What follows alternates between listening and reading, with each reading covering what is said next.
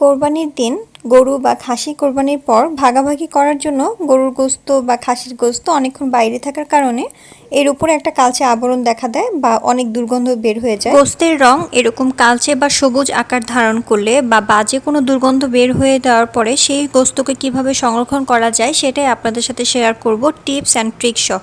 এখানে প্রায় 4 থেকে 5 কেজি মাংস আছে, আর এর মধ্যে কিছু কিছু মাংস কালচে আর ফ্যাকাশে রং ধারণ করে ফেলছিল আর খুব বাজে একটা গন্ধ বেরোচ্ছিল।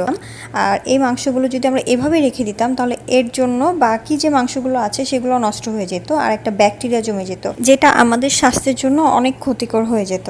তো এই সব মাংস থেকে যেসব চর্বিগুলো আছে সেগুলো আম্মু আলাদা করে ফেলছিল, আর যেসব মাংসের মধ্যে চর্বি লেগে আছে সেগুলো কেটে কেটে আলাদা করে ফেলছিল, কারণ এই চর্বিগুলো যদি থেকে যায় তাহলে এই মাংসর যে দুর্গন্ধগুলো তাহলে আরও বেড়ে যাবে।